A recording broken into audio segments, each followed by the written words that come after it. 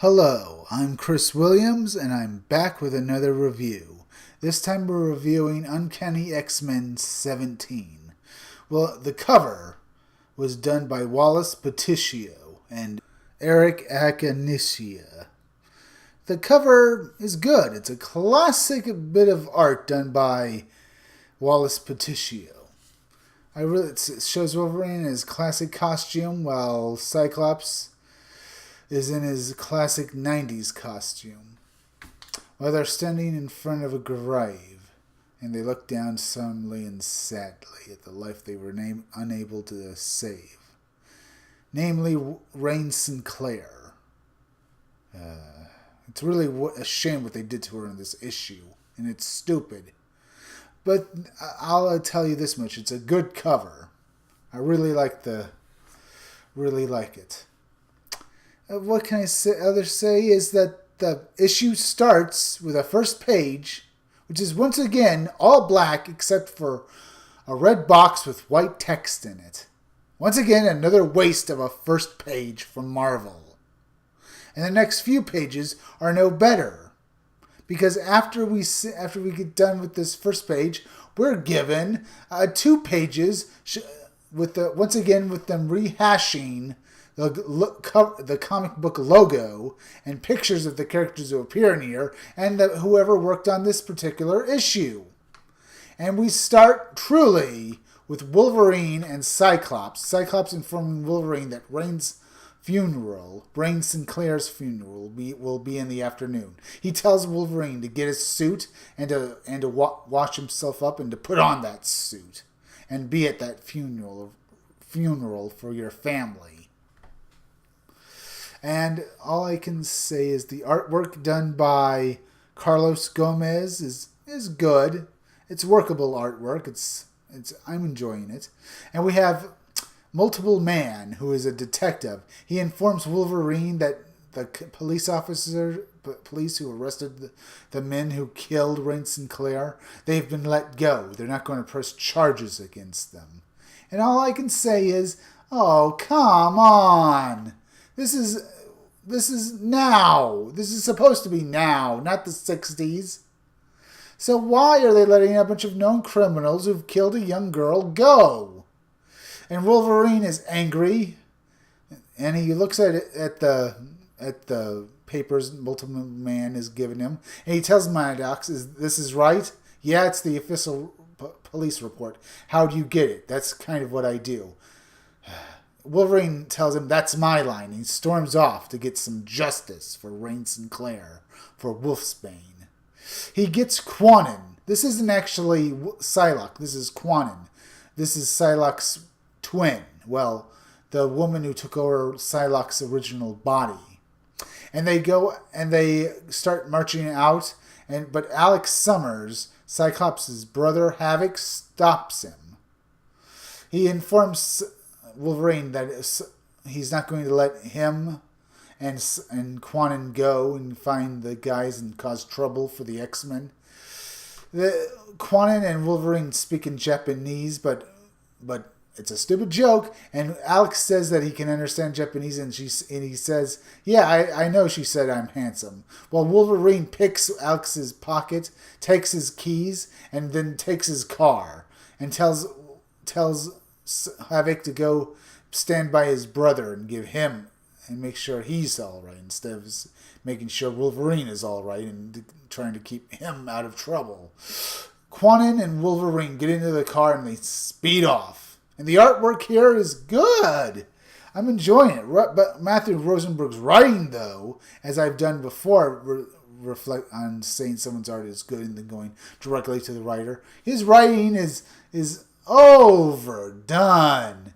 Them going after a bunch of guys who killed a mutant just seems so like they're ripping off something from a 1960s period piece.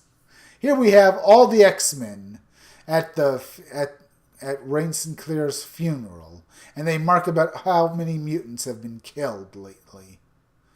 I think they mark about all the mutants, Jean Grey and Beast, who have actually not died but have disappeared, who have been taken by X-Man and taken to an alternate world. And all I can do is mark that as Wolverine finds the men who killed Wolfsbane, he marches up to their house, and he says to Quan, "You don't do anything unless I say." And she nods grimly at him, probably, as they march directly into the house and find the men who killed their friend. This is good, but I'm enjoying parts of this story, but it's still overdone. And they find a bunch of maybe late teens, early 20s guys who are playing an Xbox. I don't know what game they're playing. They're just playing a generic game. I'm assuming it's all screwed up on the screen. And Wolverine asks which ones did it. Quanon tells him 4 of them were the ones who were actually there. Well, the guy in the red cap wasn't. Wolverine tells the guy in the red cap to take a hike. And we go back to the funeral and we see various characters that Wolfsbane knew, like Magic and Deanna Moonstar, and they tell about their memories and their experiences with their friend. Wolverine tells Quanon to show him what they did to Wolfsbane. And they see that one of the guys hit on her, but she told him to go away, so she transformed a bit. And they ended up beating her to death. And they said, "Come on, transform to your real form. Come on." And for some odd reason, Wolfsbane, besides being a X-Man for years and different super teams, refuses to protect herself. And Wolverine says she just wanted to be normal and she let herself be killed. So he gets extremely angry. He puts down a sack, one of those sacks you keep stuff in, of course. It's just a duffel bag, and it's filled with knives and guns and brass knuckles. And he tells them to defend themselves as he unleashes his claws. But that's when suddenly a bunch of military guys from the government show up. They tell Wolverine they're there to save regular humans from a bunch of terrorist mutants. And Wolverine just has taken enough from this. He's tired of having governments protecting freaking criminals while his friends and family are being killed. And this part ends with Wolverine bum rushing everyone, including the guys he came there to beat the shit out of and kill.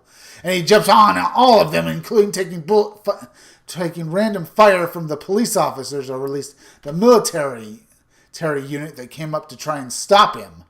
And it's a mad rush. And this is how this part of the comic ends. The men who killed Rain Sinclair screaming in terror as bullets start to fly. Their table is pushed over. Afterwards, Cyclops confronts Wolverine and is angry that Wolverine wasn't at Wolfsbane's funeral. But then he noticed Wolverine is all shut up. And he says, What the hell did you do? I told you I mourn in my own way. Well, this causes Cyclops and Wolverine to get into a fight. Cyclops is angry at Wolverine, telling him that you don't belong here anymore. While Wolverine says, we're basically the same. We're both guys who just want to do good in the world and want to protect our family and friends. But then Juggernaut decides to finally separate them. He says, hey, why are you fighting each other? If you're going to fight each other, why not fight someone who actually deserves it, like Mr. Sinister or Apocalypse, or hey, why not Emma Frost? In the X-Men, well, it's strange. Why would Kane Marco on that point say, hey, why isn't Emma Frost on your list? And then the X-Men say, who the heck is Emma Frost? Now, this is a bit strange. The X-Men don't know who Emma Frost is, the White Queen. Plus, why did Kane Marco bring her name up just then?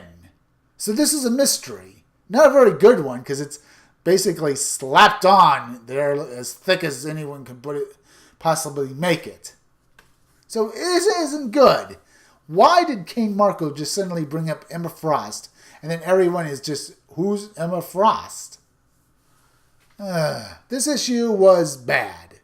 I hated that they killed Rain Sinclair, Wolfsbane, one of my favorite characters in the X-Men. And this issue was just not good. and they just slap on White Queen right at the end. So I would say it's better than the last 2 issues, but it's still a bad comic book. But it is getting better. I will tell you, Matthew Rosenberg is not really improving, but at least the artwork is improving by Carlos Gomez, so that's something. If you like this review, subscribe. Make sure you're still subscribed. Hit that bell and leave a like, and leave some comments down below.